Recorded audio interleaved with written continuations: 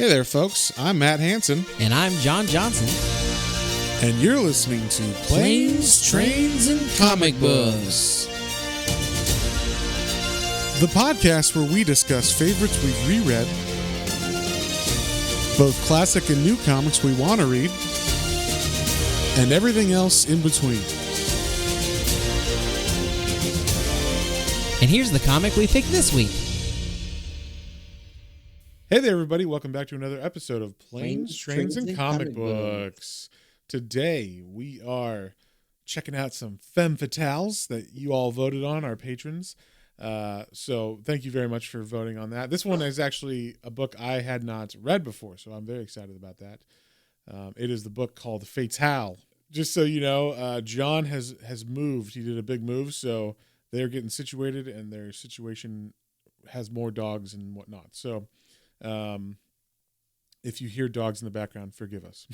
Yes, hopefully they shouldn't be too much of a disturbance. My apologies. Hopefully not. But anyway, so yeah, Fatale is a book by Ed Brubaker and Sean Phillips, one of my favorite creative teams, and so yeah, it's definitely a different take. Usually they just do straight crime, but this is more like sci-fi as well. Is it sci-fi, or would it be like? Yeah, I'd say it's sci-fi. Yeah, sci-fi and crime, like mixed together. There's a bit of like Cthulhu lore in there, a little bit of Lovecraft, a little bit of pulp crime stuff. So I thought this was pretty fun. What would your take? I assume you hadn't heard about this before.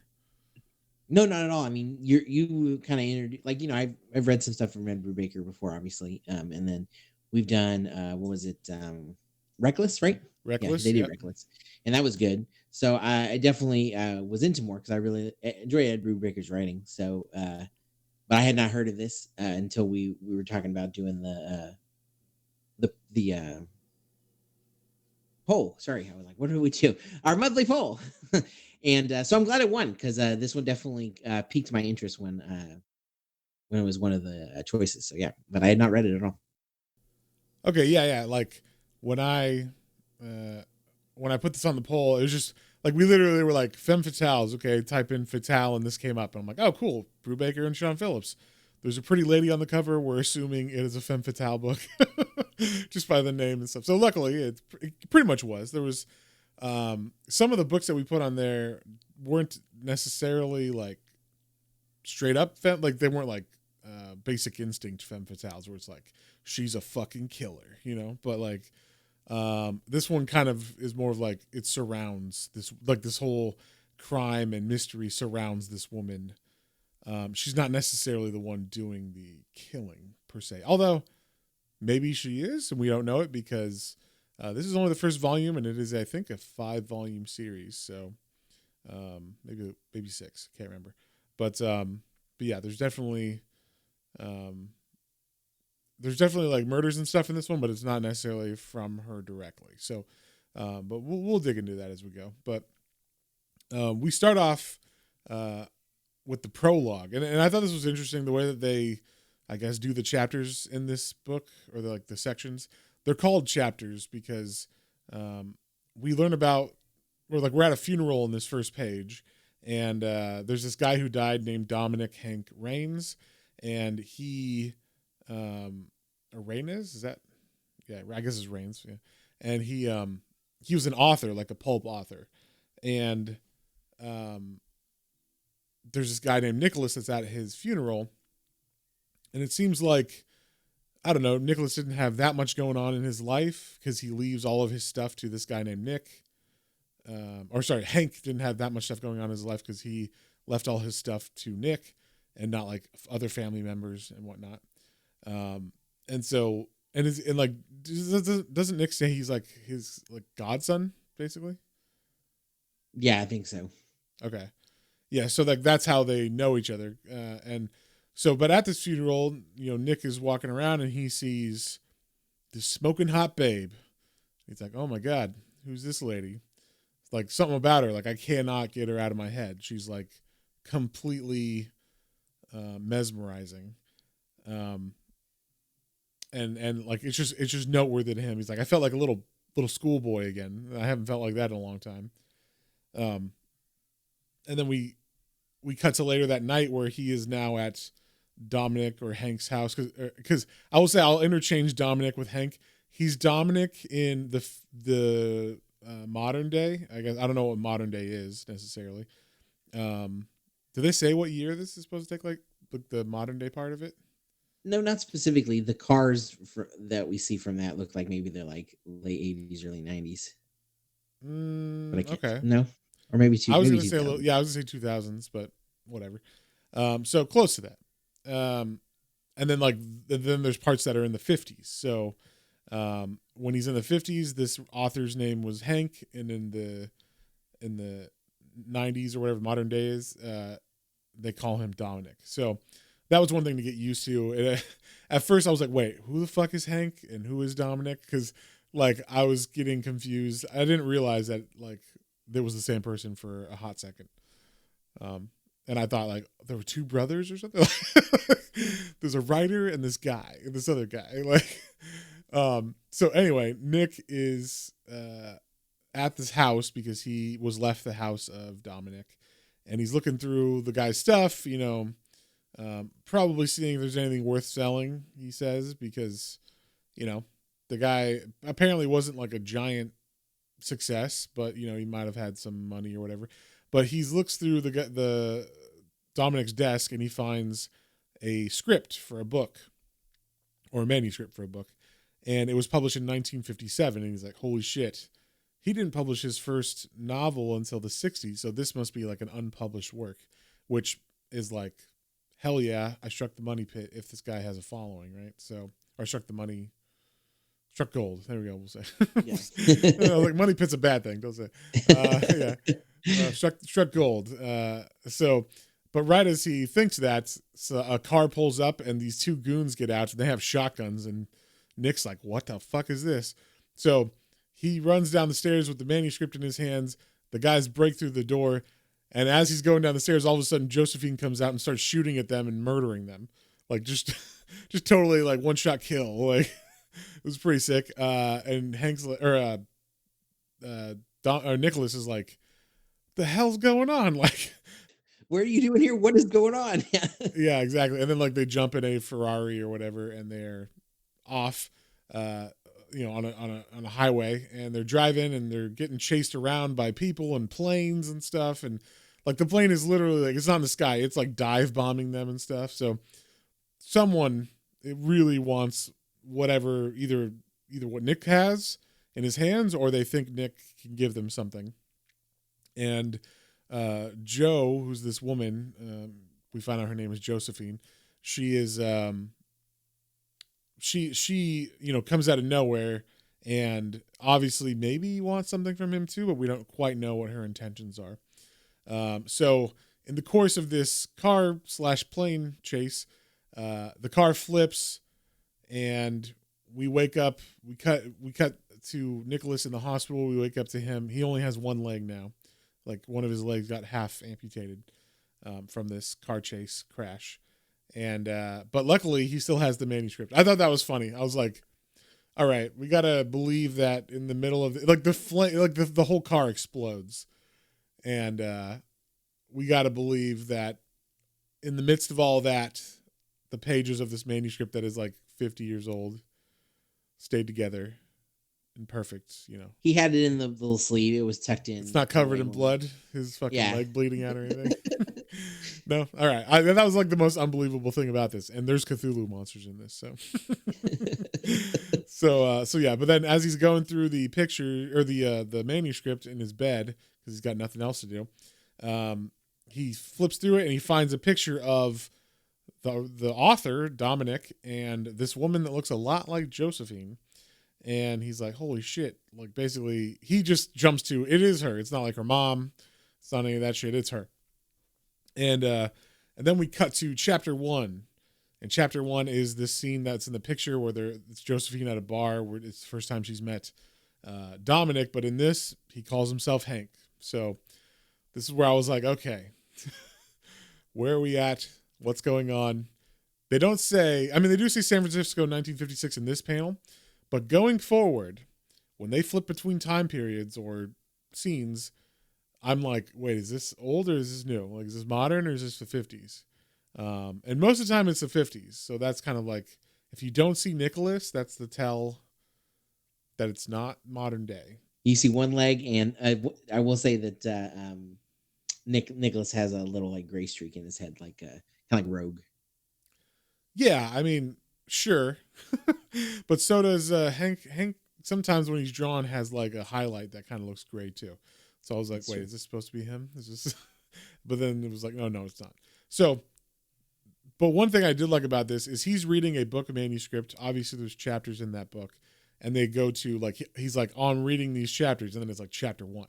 So I kind of was like, I don't know if you thought about this, but like, what if what we're getting in the past is actually the book that he's reading? Oh yeah, I kind of assume that. Okay, so like, but what I mean is like, do you think that means that all of it's true, or do you think it means that this might just be a story and later on we find out the actual truth? I think it's probably something like that. Like, so my thought was, okay, this was when he didn't publish, so I assume he had some these events kind of thing happen in this book, and maybe that's what he was going to write about, and then whatever happens, and it was like, oh, okay, someone in that society, because obviously people are after Joe, Right. and people are after the Joe Nicholas, Joe is also Josephine. Like they Joe switch. and Josephine. Yeah, It's Joe in the present and and Josephine in the past. exactly. And so it made it seem like maybe something happened, whatever happened here in this bet crazy stuff, like maybe inspired him to write, and then like, or maybe he was going to be a writer or whatever, and he wrote that, and it's kind of this story, but it's so intense and like bad stuff happens that like, okay, either I have to write something else, or like I'm getting forced to write something else so this like doesn't get out. So like this guy could have been like the first Alex Jones or something if he had gone and published that book. Exactly. Exposing the whatever, the Cthulhu monsters that rule us. that go to try to rule us all. Yeah, because we should say that Hank was also like a journalist, is basically what he is. And I thought that was interesting. I'm like, oh, I thought he was a novelist, but apparently, at least in the early days, he was just a journalist. Works for the paper. Works for the paper, investigating journalism. And so he's at this bar. He meets Joe. He's immediately enthralled with her. So much that he's like, I'll protect you. I'll do whatever you fucking want.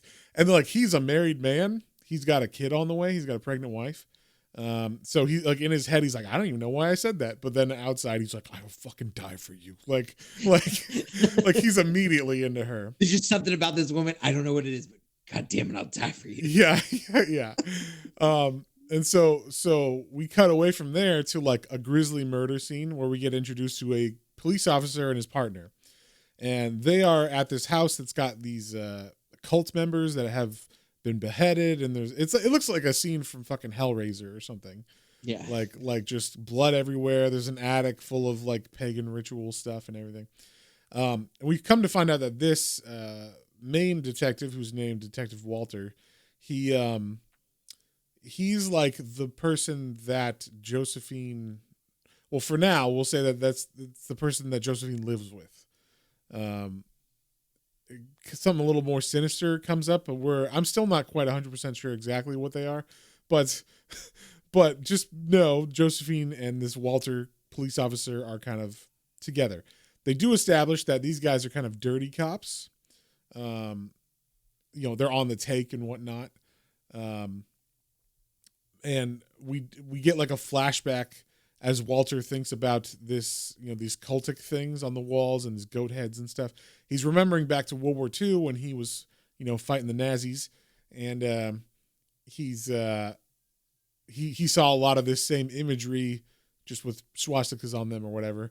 And so he's remembering that, and he's like, that's when I first saw her in the dungeons of Romania, and he's talking about Josephine. And so it's like, wait, what? Like, okay, this cop knows her. And this is where I was confused. This is like the first part I was like, wait, what just happened? Because we cut to from his like flashback of thinking about the war to her waking up kind of like in bed, scared, or like maybe she was having a nightmare or something. And then she looks over, no one's in the bed next to her, and then this guy walks in, and it's the cop, it's Walter, but he looks a bit different than he did, like with all his cop uniform on, because he's got like an overcoat, like he's got a suit and tie, and he's got like his fedora on as a cop. So I did not recognize him at first because he doesn't have any of that on. I felt that too. I felt like he looks very this guy looks very disheveled. He looks more heavy set too. Yeah. Yes, exactly. So I was kind of like, is that the same guy? But then she was like, oh yeah, well, that Walter, and I was like, wait a minute, that was the cop's name. So this is the same guy. Yeah, exactly. I'm like, I don't know. I'm going to go with yes, but eventually we do find out that yes, it is. But there was, I don't know what it was about the way that the story was told, but the hard cuts between page flips and stuff, sometimes that would throw me off and I'd have to catch up, and then I would catch up eventually, but I had to like take notes because I was confused, like exactly, wait, okay, who's this guy? Who's that guy? What's going on? Okay. So that might be like, I don't know if this was the first time that Brubaker and him worked together, but I think it was pretty early in their career that they worked together. So maybe they just hadn't figured out their rhythm or something. Because now when I read them, like with Reckless and stuff, no issues at all. But even with like stuff where they jump between time periods and whatnot, haven't had any issues. But maybe this first one was maybe ambitious, or it had like an interesting thing. And I kind of thought like maybe if they did the story differently, like just had it start off in the past and then work to the present or something, maybe that would have helped it. But then I was thinking about it, the way that this, at least the way that all the like beats hit, it kind of has to be set up this way, where you learn about Nick and then you go to the past and then you kind of catch up with Nick at the end. So I guess it kind of had to be like that, at least the way that they structured it. But yeah, it was kind of a little hard to follow sometimes because of that. So, like we said, we find out Josephine's situation. She obviously does not like this guy Walter. Like, at least at some time she did like him. Like maybe when he saved her during World War II. But she wants to leave him. She doesn't know how to leave him, apparently. And it seems like it's more than just like she can't just walk out.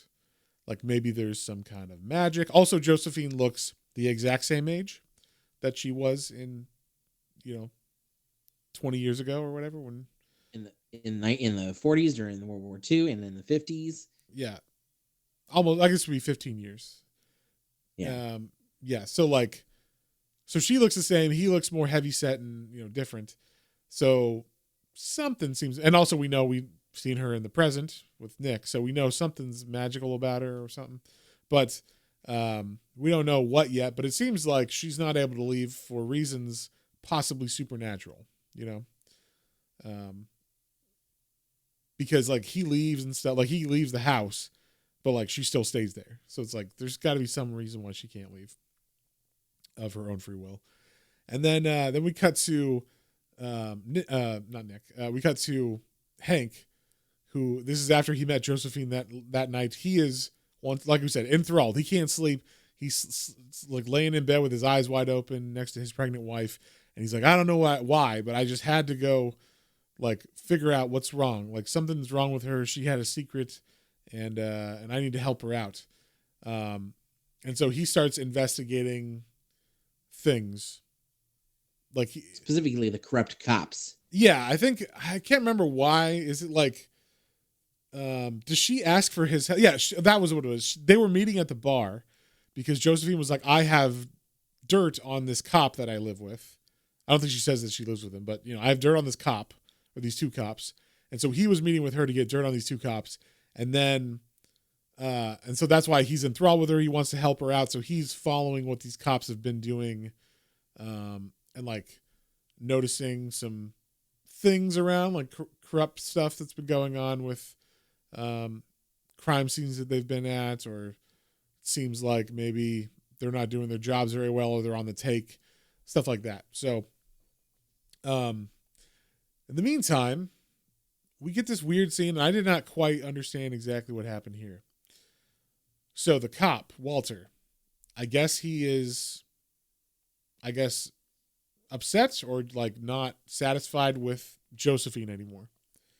So he takes this card to Chinatown, where I guess he learned about this spell from like from Josephine. And maybe this I don't know. Was this a card that she had or something? Do you know? You figure it out? No, I'm not sure. It just said it said he'd taken it from taken it from a cult person. Oh, okay. So he took it from an occult. That's right. That's right. He took it from one of the occult people, but I guess he knows what it is or how it works because he does this spell that he says he learned from Joe, where he like puts his blood on it, he lights it on fire, and all of a sudden, two goons come in the room and they're like, basically, how may I help you? You're like, it's a big mistake you came here because you're a cop.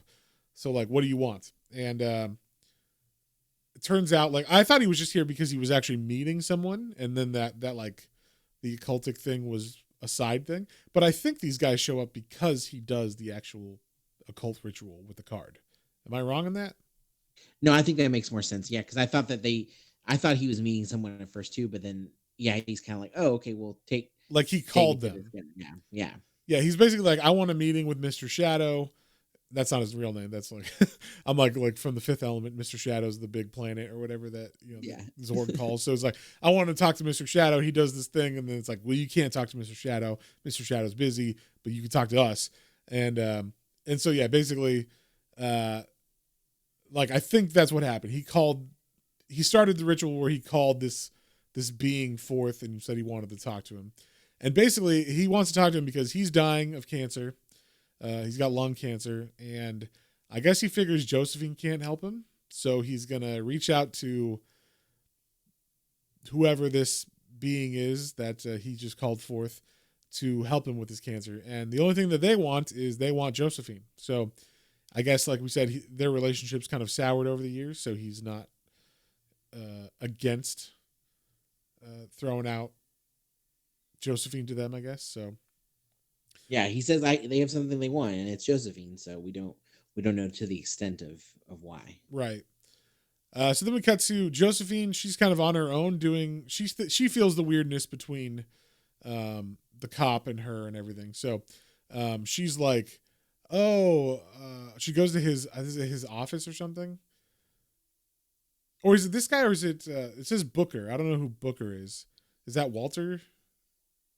I think it's Walter. It's Walter's. Yeah, Walter. Office. That's Walter's last name. Yeah. Yeah. So she like goes to Walter's office and she's like, oh, I guess it's at like, he rents the room from someone. So she goes to the super and she's like, oh, I need to get in. Walter wants me to get something. And he's like, are you sure? And like he looks at her and instantly he's like, oh, never mind. Like totally have whatever you want. Like take my wife. I don't care. I don't give a fuck. Like he literally is like, I'll give you whatever you want. You're beautiful. You know what? You're beautiful. And like, so it seems like all men kind of have this reaction. It's not just Hank, which makes sense. And also like we saw Nick basically do the same thing earlier. So she goes in and she's looking for more dirt, right? More stuff to incriminate him. But and also she's looking for, I guess she's given all the dirt to Hank, but she's looking for the stuff that supposedly I guess is the thing that is, we don't know exactly what it is, but it's supposed to be the thing that's keeping her bound to him. Because like I said, there's something supernatural about why she has to stay with him. So she's looking around his room. She finds a box. There's this symbol that is carved in, which is basically the Deathly Hallows symbol from Harry Potter, but the triangle's upside down. And it's just a circle with a triangle in it, and there's like, it's not a line down the middle. It's kind of looks like an eyeball, but not quite. Sure, maybe like a really thin eyeball. Yeah, it could be. They never really zoom in on it, so I never got like a close up of what exactly is in the middle. But it's basically the Deathly Hallows symbol from Harry Potter. And that's supposed to be, we find out later, like it blocks bad things from being able to see you, like, or magic stuff. So like if you carve it on something, they kind of walk by it, they don't notice it if they're supernatural, and maybe they have the ability to find other supernatural things. Well, if you put something supernatural under this symbol, or it'll conceal it. So she eventually does find this floorboard with the symbol on it. She goes in it thinking it's going to be, whatever's holding her, whatever's binding her. but it ends up just being old war photos and stuff. So, and then in the background, we also see like Hank has a partner. He's the journalist. He's got a photographer who's a partner. And basically the story that they're getting dirt on from this cop is that they're on the take from this mob boss named Mayday Lucarelli. And so they're building this case, and apparently Hank just kind of gives the story up right away. Like he's like, he was supposed to hold on to it. Him and his partner had talked about it. What's his partner's name? Jimmy or Johnny? Johnny. Yeah. So Johnny and him had said like, yeah, we're going to like wait till we have a solid fucking case. Then we'll bring it and print it. And then like, there's no way they could get away from it. But apparently Hank has put it up early and Johnny's not happy about that. Then we cut to the Walter and his partner, and they're breaking into more of these cultist places. And I'm not exactly sure why. I mean, I guess they're just doing their job, right? Like they're looking into these cult murders.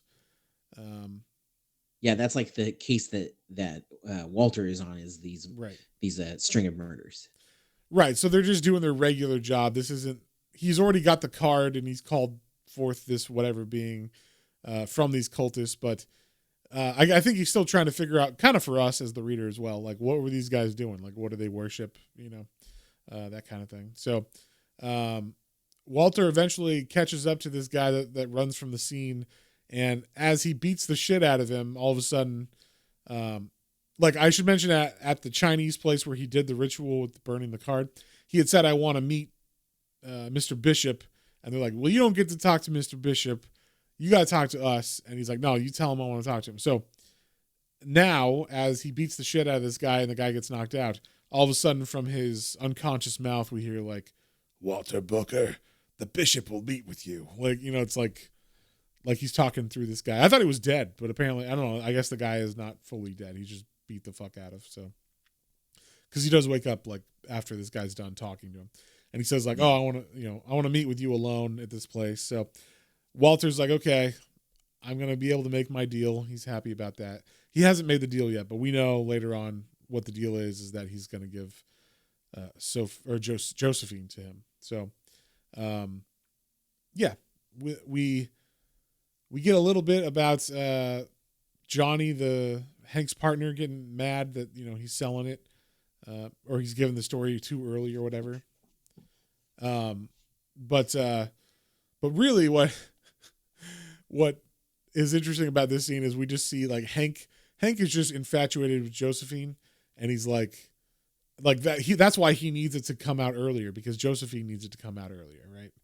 And we see that they have escalated their relationship to where like Hank is like, I couldn't resist her. I tried to resist, but I couldn't. She rocked my world. And they show the panels where she rocks his world. So she's like, and Johnny's like, hey man, you got lipstick on your collar. And he's like, oh yeah, about that. And then yeah, we see the rocking of his world. Yeah, so she rocks his world. That's why she's like, I need you to put that story out earlier than you had intended, so that my cop, it's not her husband, but whatever, the guy she lives with, Walter, he'll get busted, and then she'll be free if she can find the thing that he has on her. So yeah, at the same time, he does notice like on her door, or on his door, I can't remember if it's her door or his door, but wherever they were, I guess it's their hotel room door. She wrote that symbol, the like Deathly Hallows symbol, and he's like, what's that? And she's like, oh, that's how you hide from bad stuff. And he's like, okay. And then so we kind of like, obviously that's like Chekhov's Deathly Hallows symbol or whatever, because like that's going to come into play later. Then we cut to Walter, who's meeting with Mr. Bishop, and I thought this was pretty interesting. There's like two dudes sitting on a park bench. One of them has his throat like totally ripped out, and I was kind of like, is this just a random guy that they murdered? I guess he was. I don't think he was anything important, was he? No, I don't think so. I think he was just wrong place, wrong time. Yeah, because he was like, it was basically his sacrifice that brought us together. So Right. Okay. So, and this Mr. Bishop is obviously some sort of demon or something, because as he like looks up at Walter, he's got like red eyes or orange eyes or something, and he's got like a serpent's tongue as he lights a cigarette, or as he lights a cigar. And so, and this is where they make the deal. Basically, hey, I have cancer, cure it. And he's like, well, only if you give me Josephine. So, but then at the same time, after they make the deal, Mr. Bishop's like, oh, did you see the newspaper from today? And Walter's like, no, I've been busy all day. And then he looks at it and it says, cops on the take, like, and there's a picture of him and his partner taking or giving money. Is it taking money? I guess it's taking money from the mob boss, Lucarelli or whatever his name is. And so he starts freaking out about that. So now he's like, how the hell did anybody know about that? The only person who knew that was Josephine. And so like he knows Joe's like betraying him. At the same time, Hank's wife finds that lipstick on his collar and she knows that he is also betraying them. Do you think her reaction to this is not realistic, but like is what it is, because it's just like that's what it would have been in the 50s or 60s? Like, she's obviously distraught. She cries, but she continues doing laundry and shit. yeah, it's probably the time, and also, I mean, she doesn't show her like wash that, but I don't think she has enough time to, because like literally as she sees it and she's like tears up about it and she goes on, then Mr. Bishop appears at the door. Yeah, so we should say that Mr. Bishop says like they need a sacrifice for this to really like go through, this deal to be really brokered. And he's like, yeah, that's fine. And he thinks he means Josephine, I'm assuming, right? Yeah. But what we find out later, or right now actually, is that the sacrifice he's talking about is Hank's wife. So he shows up at her house, Mr. Bishop does, and he's like, oh, excuse me, ma'am. I'm doing, I can't remember. Oh, he's like, your husband's won an award, and I wanted to talk to you about it. It's top secret, but can I come in? And I want to get some notes down before we give your husband this award. And then she's like, oh, yeah, sure, come on in. His teeth are all pointy, like he's going to eat her. So, yeah, obviously he's going to murder her. But this was where I was like, man, okay, specifically, if my wife found out I was cheating while she was doing laundry, and then some guy was like, your husband won an award, my wife would be like, he can go fuck himself, and like burn the house down. And then like, yeah, pretty much. So that's why I was like, is this real? I think you're right. It's a sign of the time. Just like, oh, I think so. Because I mean, at least in like old pulp movies and stuff, or things from that, that we see from that time, they always seem to be like, like, it's something that you hold down and like bring up later, or right, like, hey, I saw something on your collar earlier. Did you want to talk about something? Babe, come on. I was holding a dog and he had lipstick on. Jeez, what do you think? I'm cheating on you? She tripped and I caught her, and I guess her lips must have touched my collar. Yeah. And my chest and my dick and my, come on. She fell, all right? What was I supposed to do? She fell right on my penis. Over and over again. Wow. Anyway. I assume it's something like that. Yeah.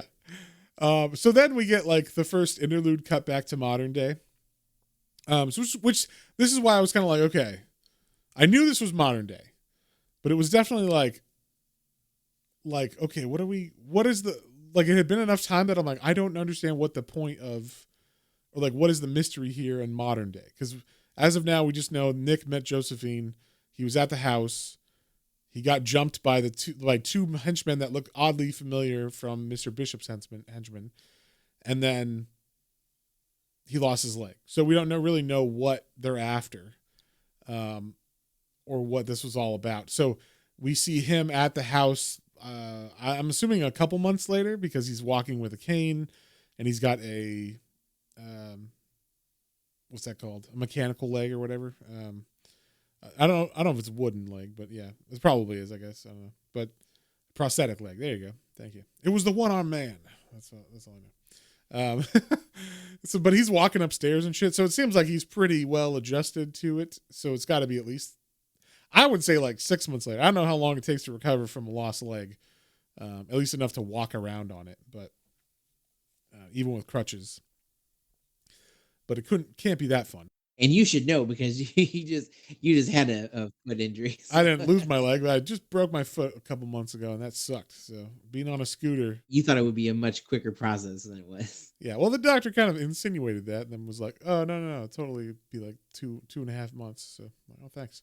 Uh, but anyway, so yeah, it was like modern day. He's back at the house. He's got cops with him now, and I guess they're going over the crime scene now. To which I was like, what would be the point of that? Like, why would the cops need to be there for that? Because they're basically like, yeah, who gives a shit? Like, some guys broke in, you ran away, you lost your leg, but they didn't take anything that you could tell us. So, what do you want us to do about it? And they basically leave. But he looks around the house a bit more, and he doesn't find anything. Just old letters, nothing really important.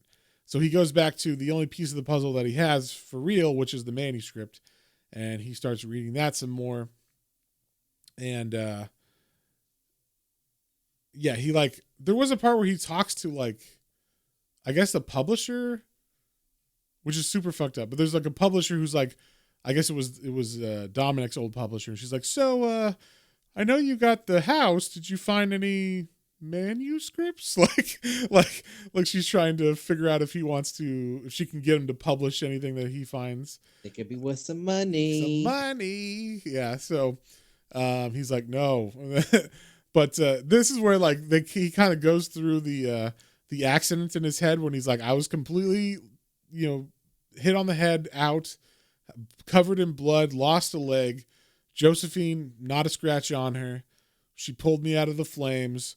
She put the manuscript in my hands. Thank God it was well bundled and not near the flames. And yeah, that's how I got here. So he's very like, something's up with her, but got to figure out what's going on. This manuscript will tell me what I need to know. So he goes through and he read the chapter about they don't say what happens to the wife yet, but you would assume that she got killed, right? From the last scene we saw of her, from Hank's wife. So he's like, well, he still thinks this is a book. So he's like, well, if this is real, like if this story is real, then his wife will have died. So it would be in the newspaper. So he goes to a library. He looks through some microfiche. Have you ever looked through microfiche, John? Mm-mm. No, you've never done that? No, I've seen it in movies and stuff, and I've seen like photographs of the microfilm. Of course. But I have not. Yeah. No, the microfilm. Yeah. Yeah. It's like, I remember doing it like once or twice when I was a little kid for like a book report or something, like a library. And I was just like, I don't understand what's going on. Like, but basically it's like a film. It's like really tiny pieces of film, strips of film of every newspaper that's come out that year. So you can just like, it's a machine that cycles through it really quick. So you can go back and forth and you can see like the headlines and all actually I think it's the whole newspaper of each day or year or whatever. Yeah. And so you can, if you want to find a specific day where this newspaper talked about this thing, you can. And it's basically the internet, but a very, very, very crude. And it's just for, it's just for what you have photos of newspapers, basically. It's just for looking up a history or piecing together a really old case for police officers. Exactly. Or finding out how much the price of tomatoes were in, 1928. Yeah. That or whatever book report I was looking up. I don't know what I was trying to do with that, but I remember having to learn how to use the machine, and I was like, "What the fuck is this thing?" So, and I was like 6 or something. So, but anyway, he finds out. Oh, it's totally real. He gets the description. Basically, she was torn apart. Legs and all, baby and all. Baby was ripped out of her. Super fucked up. In fact, they even say like the baby's limbs and stuff or parts of the baby were found, but I think they were just assuming because later on we see like maybe that wasn't true. But at very least the wife was horribly murdered. So then we cut to the 50s again after he makes that revelation, and we see the cops are getting chewed out because now, the newspapers revealed that they're on the take, and they get, I don't know if they get fired, but they get like You get suspended, suspended. boys. Yeah. He says, give me a gun and your badge. Put them on the desk. Get out of here, mister. So, and as Walter comes home, obviously his partner's super pissed about this. And as Walter comes home, he finds that his house is completely empty pretty much, and Josephine has left. And the problem is he needs Josephine.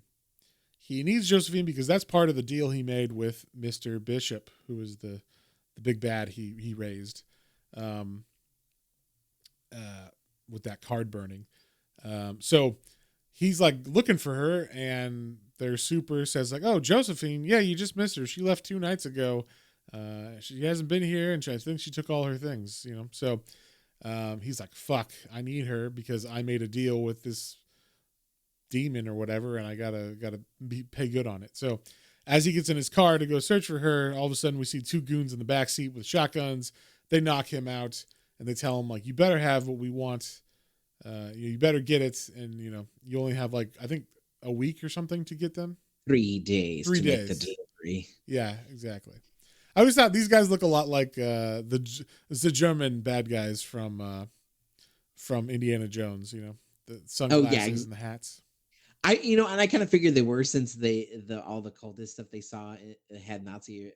But yeah, I wasn't trying to put that together, but I was like, they kind of look. They all have the little round glasses and little like derby hat. Yeah, Brubaker does not give them German accents, but if he did, I wouldn't hate it. So it would make a lot of sense. So then we see that like the hotel that Josephine and Hank are shacked up in, and it looks like they're just having sex 24/7 in this hotel room. But Josephine, like this whole time, like I guess the reason why she would be a femme fatale in this is because she is using him, right? Mm-hmm. Like she is using Hank to get out of her situation. She basically destroys his life because his wife, like, I'm going to say, even though, it is his choice somewhat, I'm going to say because she's a supernatural person and she was like influencing him, that it was against his will that he cheated on his wife. Because the whole time in his head, he's like, I don't want to do this. I don't know why I can't do this. I can't get it out of my head. What the fuck? I don't want to cheat on my wife. And then that's like coinciding with images of him and Josephine having sex. So, yeah, I don't know. I mean, I'm gonna say that. How are you gonna justify it for him, man? Hey, how am I supposed to? It's hard to do it with to fight against those temptations as a regular man. How are you supposed to do it against supernatural ladies? All right, it's not fair. There's no, yeah. But yeah, so I guess they're on the hideout, or they're on the they're hiding out from her. It's not her husband, but like the guy Walter, the cop that's like she lived with. So they're hiding from him because he's a cop, obviously, and he could probably find her easily if they don't cover their tracks. So she shows up in this town, and immediately there's people that are walking by her that are recognizing her. They're like looking at her, and then they go to this old beaten up house, and she's like, "This is where it was. This is the first place that I died," and like she kind of reveals something that happened here. It was, I don't know exactly. I didn't quite understand what this was, and this is where we're saying like maybe later on they reveal this in the future books, but I don't think this is like where the ceremony that she got like possessed would have been, right? Or like where she became more than her, right? Because that would have been in World War II. That would have been in Europe. I would think so, but I'm not sure, because with what happens at this house too, I don't know. I don't know. They give this house significance, but it's in California, so I'm kind of like, I'm not sure where. Like it shows in the flashback of Walter, he's like fighting Nazis, shooting his Tommy gun, and then there's Josephine, but that wasn't in California, I'm assuming. And they say that she's like Romanian or whatever. So like, okay, well, what does this house have to do with it? But they make it sound like this is where, like, all the bad juju. So maybe he brought her back, and then, the stuff happened. But as they walk into this abandoned house, Hank gets hit on the head by this homeless guy who was one of the people that noticed her on the street. And it turns out he's been waiting for her to come back for years, and he knew she would because this is like a place of significance to her, and he knew that. And then he takes off his clothes, and we see he's got all these crazy like tattoos of like pagan stuff or whatever, I'm assuming. Yeah, it made me think like Red Dragon, like I've been waiting for you. Yeah. Yeah, and he's got all these paganish tattoos. That's all true. It's not nearly as cool as the red dragon on his back in that movie, but yeah, that's a great movie. Great book too. Actually, I would say read the book. The book is pretty freaking awesome. But anyway, so this guy's like, yeah, I knew you would come back, and like I'm here for the Masters, and I remember that night I was here in the room, and then we get like a flash of like Cthulhu tentacles, and we're assuming this guy, and he's holding the knife above Josephine, and there's flames around him and stuff. So we don't know exactly what happened, but Cthulhu monsters is what we get from that, right? I think this is the first reveal of that, right? Yeah, the Cthulhu monsters, and it says that they remade you. They made you perfect. Yeah. And she's like, yeah, they made something, but we don't really know. Yeah, we don't know what she is, but she's definitely not human anymore. So I guess, and she says this is where I died. So her human self died. She was reborn as whatever she is. We don't know yet. But as, you know, he looks like he's about to shoot her or something. Hank starts to wake up, and I guess he's kind of distracted. Or no, this was pretty cool. And this is why I'm like, Hank's not to blame for cheating on his wife, because she tells the guy, she's basically like, shoot yourself in the head. And like, and he like kills himself. It's kind of like in Dr. Sleep. I don't know if you've seen that. You've seen that movie, right, John? Oh, yeah. Yeah, where the pusher girl is like, kill yourself, right, as she's about to die. And the guy like just puts a gun to his head and blows his brains out. Same thing. She tells this guy to do that, and he does. So that's how you know, I think Hank's an upstanding citizen. And in fact, how could he not sleep with her? All right. She was manipulating him. So after all that, and I'm not even sure, I guess she just wanted to go back here for memories. I can't remember. Yeah, I don't think she expected this to happen. No, I think she just wanted to see it one last time or something, and then, you know, go. But they do end up burning the house down, because it's like, well, what else are we gonna do? And this guy's like crazy homeless guy, they could say, killed himself and burned the house down. So they go away, and keep in mind, Hank don't know what the fuck happened to his wife yet. So he's like, wow, that was great. I can't believe it. I can't believe all this is happening. Like, that was crazy. We got attacked by this hobo, and she saved me from a crazy killer. And then he like drops her off, and then he goes to his house, and there's all these cops around it, and he's got blood on his shirt and shit too, right? Because he fought with this homeless guy. And they're like, whoa, who are you? And he's like, that's my wife. He's like, there's blood on your shirt. Take him down. Like, like they think he maybe did this. So he gets arrested for the murder of his wife and unborn child. And yeah, it's pretty messed up, I thought. I don't know. What'd you think of this whole like section? It moves pretty quickly, like bam, bam, bam, bam, like where we reveal everything. No, this was very cool. I thought it was funny. Yeah, like he takes Joe and like drops her off. He's like, man, that was crazy. I don't really know what happened, but hey, I guess she saved me. Okay, back off to my wife. La la la la. And then yeah, and then the cops and all that. So yeah, it was a very fun and crazy set of events. Yeah. So then we cut to Mayday Lucarelli's house, the mobster, and he wakes up from what he thinks is like an earthquake. But when he actually like gets up and walks around, he finds his guards have had their heads blown off by the henchmen of Mr. Bishop, and they're in the room together. And basically, he's like, "Who the hell are you? What's going on?" And Mr. Bishop's like, "Okay, well, like you're part of this deal that I made with this cop, so like we got to make you go away so he doesn't get in trouble." And that's pretty much like they're just setting this up in the background, like that this is all part of Walter's deal. Then we cut to Joe, and she's, you know, it's the next day. She's at a diner.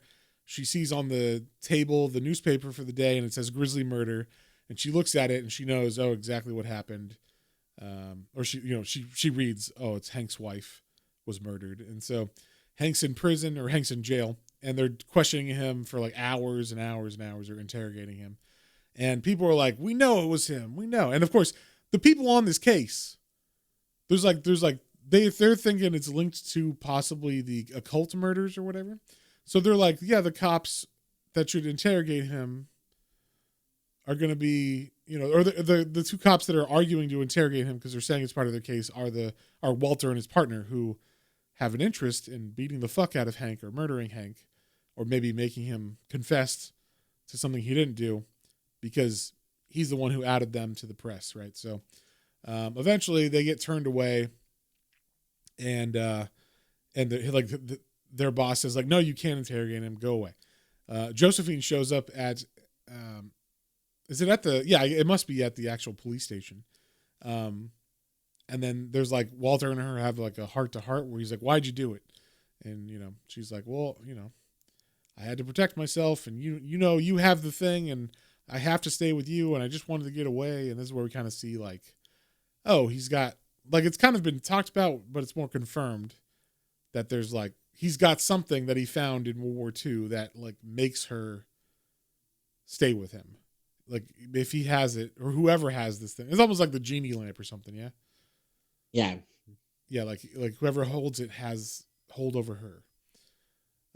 Cause she even says like, give me my freedom, Yeah. And that's what it kind of felt like. Cause he was like, you're right. Like, I can't resist you or whatever. Like, okay, well, I'll get it. I can't get it for you now. We'll get it for you tomorrow, whatever. But like, they have like the heart to heart, they have an embrace, and it's like, okay, we're going to go our separate ways, and everything's going to be hunky dory, probably. Sure. It goes well. Like, he says like, okay, like we'll let him go or whatever. He didn't do it. But I think he's under like her thrall a bit here, because she like kisses him and he like softens a lot. And then like, well, that's true. She's probably doing that to him. I didn't even think of that again.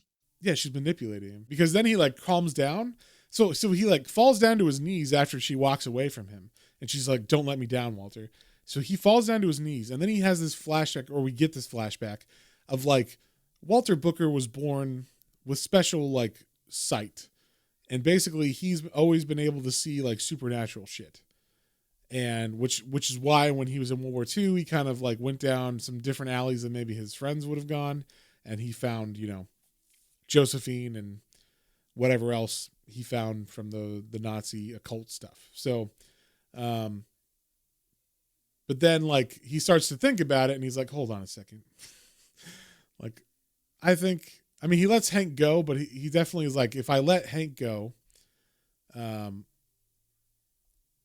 like lead me to Josephine, I think. Right? That's what happens. Like he immediately is like, he knows that she's playing him, I think. Right? Yeah. Yeah. So, basically that's pretty much what happens. Like Hank gets out, then Hank leads, I guess it's the partner directly to like Walter's partner directly to where Josephine's hiding out, and he puts a gun in Hank's face, gets all crazy, kind of beats him up a little bit, but also before his partner can really do anything else, he gets stabbed in the back by one of these occult members who also followed, and so they're all following him basically. Because he's an idiot. So,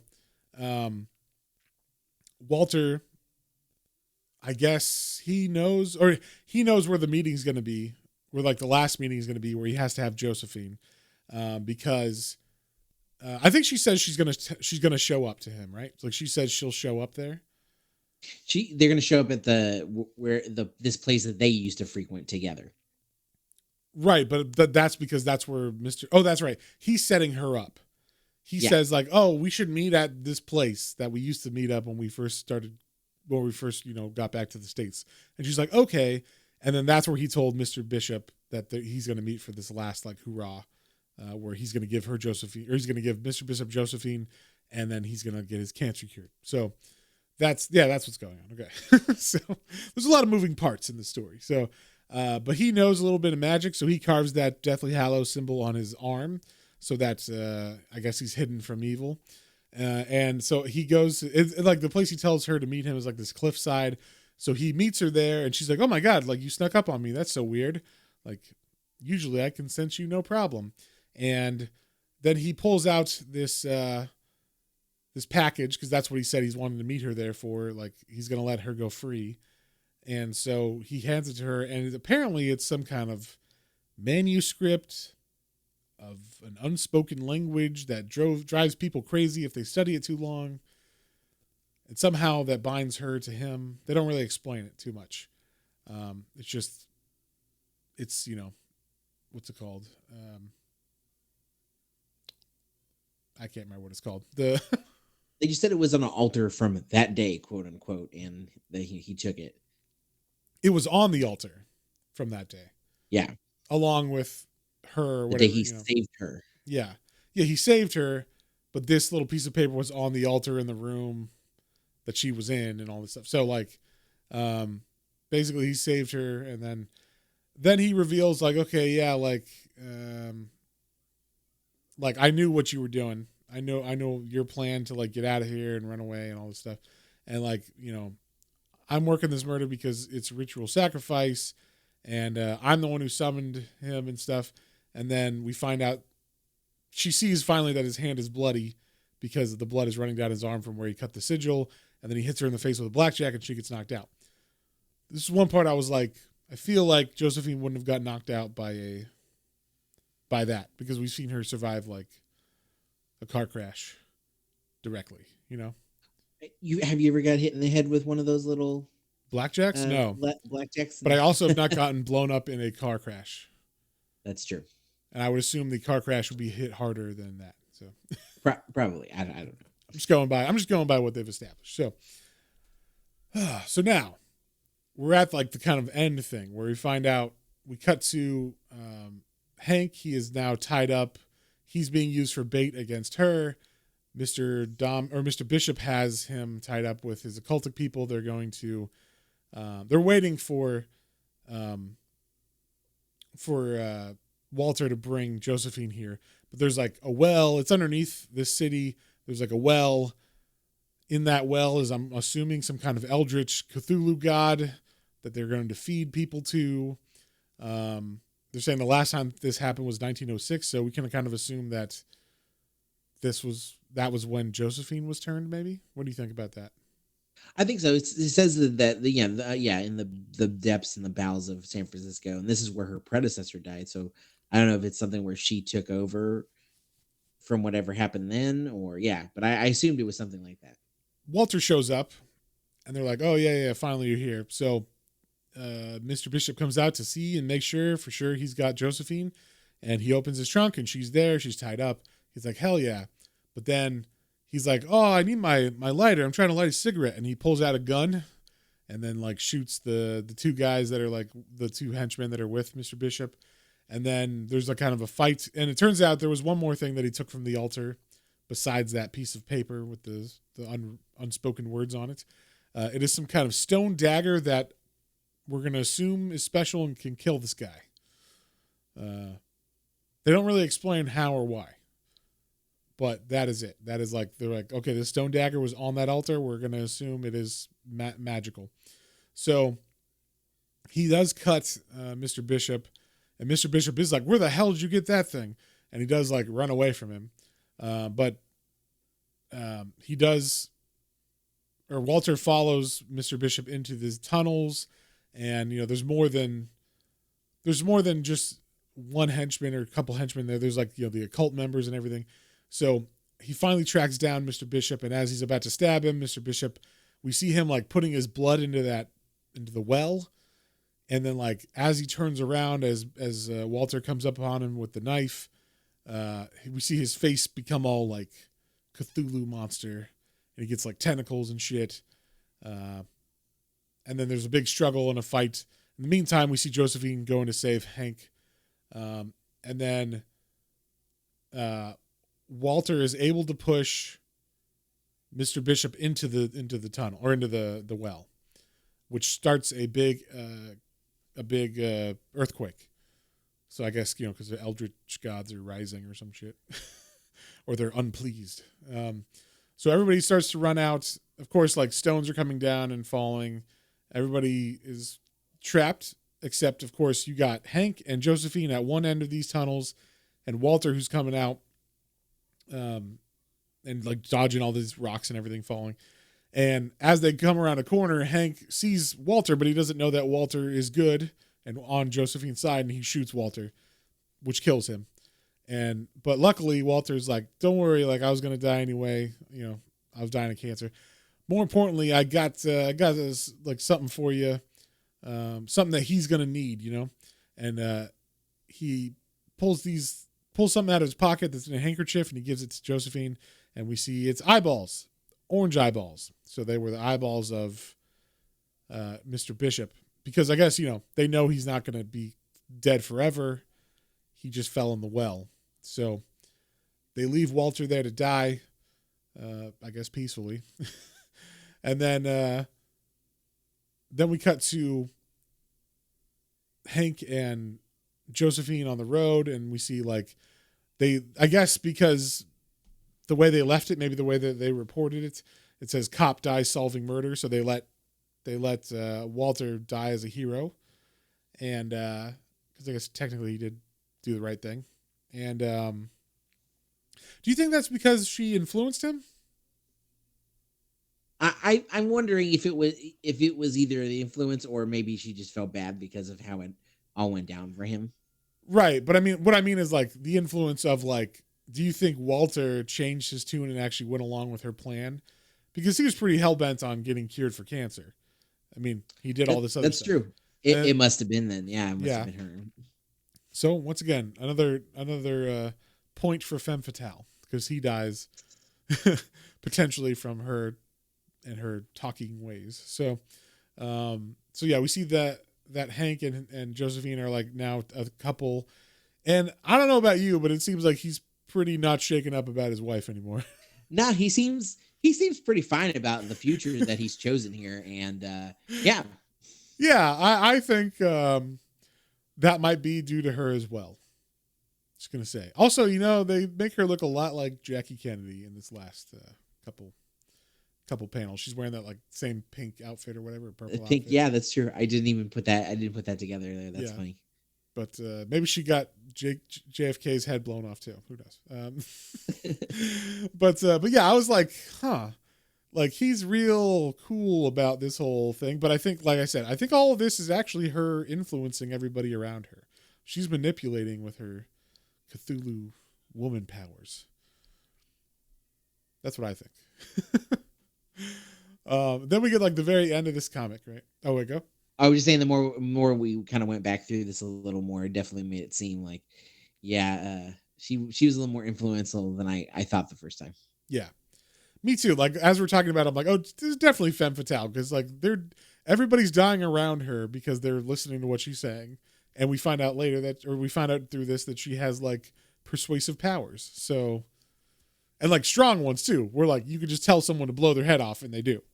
So like it's pretty good power to have if you want to be a Femme Fatale. So, but yeah, so we get to the end of this comic where we see multiple of these occult members. They're still around. Yeah. They have chalices of blood, and we see a baby on the stone on like an altar. And it turns out that the baby that we thought was dead from Hank is not dead. They have stolen it, and they just like kind of raised it for the last couple months so it didn't die. And they do this ritual, and a bolt of lightning comes down, and the baby grows into a young boy. And it turns out that this is Mr. Bishop rising again in a human form. He is reborn, but unfortunately his eyes did not come back because they have his eyes. So he is blind, and apparently that is a important factor there. But yeah, so that is pretty much the end of like the main story, right? That's like the cliffhanger for the main old 50 story, right? But then we cut back to our old buddy Nick again, who thought that like he's still wondering if like he still thought Joe was the woman in this photo that he found of Hank and Josephine was actually like maybe that was like Joe's mom. He's hoping it is because obviously that would mean that she'd be like super old and everything. But so he goes to an asylum because he's like I gotta talk to someone who would know. So he goes to talk to his dad in the asylum, and he shows him a picture. And his dad at first is pretty lucid. He's like, "Hey, what is going on? How come you haven't been here for a while?" You know. And then the second he shows him this picture, the dad's like, "It's," and then like starts laughing uncontrollably and goes crazy. So like that's where they leave it. That's where they leave you hanging with like what? Like his dad knew this woman and knew what happened, but he's driven mad just from looking at her picture. That made me wonder because it said that like if you read that the script too long, you would go insane. So was it like a combination of that? Maybe like he read that to. I don't know. I wasn't sure, but yeah, it definitely was like okay. So maybe this has truly been Joe all along. I'm gonna ask you this: is his dad supposed to be someone that we knew from the past? I don't think. I don't It's think not so. like I think Johnny or something, right? Like not the photographer. Or... No, I don't think so. I think it was just because it said that. Well, I mean, it did say that his dad, Nick's dad, was friends with Hank, Right. and So it that's could why be he's the Johnny. god. So maybe it could, yeah. So maybe it could be Johnny. Maybe Yeah, they haven't revealed that maybe, yet. But... maybe the next one we'll find out that she was also fucking Johnny. I bet she's fucking everybody because that's how she is. That Cthulhu whore. Anyway, so yeah, John, that's the end of the story. What would you give it? What do you think?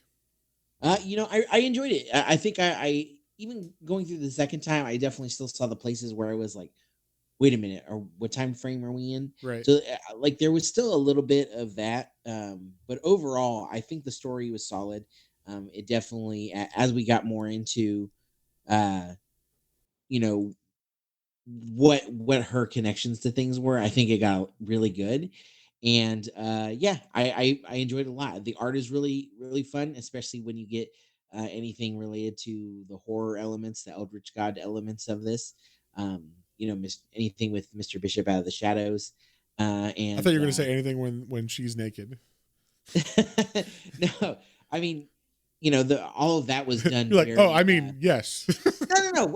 I was gonna say for having, yeah, have her be nude in this. It was not, it was all tasteful and it was all in shadow. So nothing Shadowy. was ever, Yeah. nothing was ever, there were shapes you could tell of things, but nothing was ever, Round nothing shapes. was, yeah, but nothing was ever terrible. And I really like, there were several times where they had just her face, and it very much reminded me of, was that Faye Dunaway in the Mommy Dearest poster?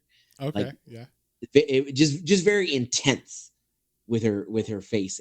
Although she's like it's supposed to be like a kind of a bombshell, pretty or not, still very much like there's something else going on here. Yeah. So I liked it, yeah, and yeah, like I said, the story was good. It made me want to know more, want to read more. So, and that's they want to get you hooked, right? So they did their job. And again, I like Ed Brubaker's writing from most things I've read before. So yeah, I'm gonna give it a solid 7. Solid 7. Nice. Yeah. I was confused a couple times during this, but I did enjoy the story overall. I think once I got into it, like it took me a hot second to realize exactly what the flow was going to be like. Once I got into the rhythm of how it was going to go, it went pretty fast. And while I might have missed some things here and there, if by like mainly I think it was just like not having any like New York City, or like back at the house or whatever little things that just tell you where you're at. It would have been kind of nice to have some of that, but you don't necessarily need to do that, but like for some stories, but I think this one does because it does jump back and forth between times. And then there's a lot of like characters that are doing certain things that are important. Like you got the police story, you got Nick's story, you got Hank's story, and even Josephine's story kind of differs from what's going on with each of those people sometimes. So there's a lot of moving parts. So it was definitely kind of like, okay. And then I'm intrigued to see what exactly was going on with like, what are these powers? What is these Eldritch gods? How did Josephine turn into a Cthulhu monster person or whatever? If she is that, I don't even know what she is. All we know now is that she's like, you know, she can push people and make them like kill themselves and stuff. So, but I do, after going through it this time, I'm like, definitely this is a femme fatale for sure, because I see all this manipulation that she's doing, and I think it's manipulation. I don't think she's a good character. I think she's doing it like selfishly, which some people deserve it, right? Like Walter, if he's got a piece of paper that's holding her like hostage or whatever, then yeah, he's a dick and he should be treated as such. But like Nick and also Hank, they don't need any of this. No, she's definitely just using them. So I like that. I think I'm going to give it like a 7.5. Like this would definitely make me buy. There's a compendium coming out of the whole story soon, I think in like summer.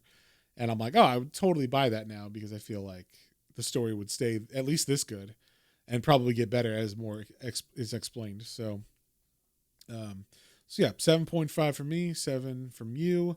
With that being said, like we said, this was a Patreon voted episode because we had a whole list of femme fatale style books for people to vote on. So if you would like to become a Patreon member and vote on the second episode of every month, you can do that at patreon.com/planes, trains, and comic books, all one word. And speaking of that, we'd like to thank our patrons, Hoku, Otaku Mike, Christian, Matthew, Kyla, Joseph, Kalia, and Isaiah. You guys are awesome, and you keep the lights on over here, and we very much appreciate it. So we hope you guys enjoy being able to vote on these episodes. And then also, as part of that, if you're a Patreon member, you get exclusive episodes every month. And right now we are in the middle of our Berserk coverage of the Golden Age. So if you've ever wanted to hear our thoughts on Berserk, you're going to hear them, goddammit, because we're putting out long-ass episodes about Berserk. The first one, I think, was like over 2 hours long, which is the longest episode we've ever done. And I was like, well, if it was going to be on something, Berserk is the one to do it on. So the next one comes out next weekend, and it's going to be volume 6 through 10, right? Yeah. So, we're in the right. We're hitting smack dab in the middle now. Yeah, we're almost. This will be like the big middle chunk of the Golden Age. You get to see some really cool shit in this arc. I can't wait to talk to John about it this weekend. So definitely keep on the lookout for that. And like we said, John, you know, he went through a big move, so we were kind of a little behind this week. So we apologize for not putting it out yesterday, but we got it out today. So hopefully you guys are cool with that, and we apologize once again. But going forward, I don't think we'll have too many issues. Like we said, he's got some new dog roommates and stuff, so you might hear some noises like that. But we're trying to figure it out. So. Yeah, I think we did good overall, and I will say I moved to technically a farm, so I was surprised we didn't hear like a chicken or a goose or a duck on occasion either. Yeah. But that seems to be all fairly well managed, so that's good. Yeah. But we appreciate y'all, and you know, there's a little bit of distance between us, but we're still putting these together for y'all, and we appreciate all our patrons and all of our listeners. Yep. So unless you got anything else, I think we're good to go. I think we'll see him on the next one. On the next one. Bye.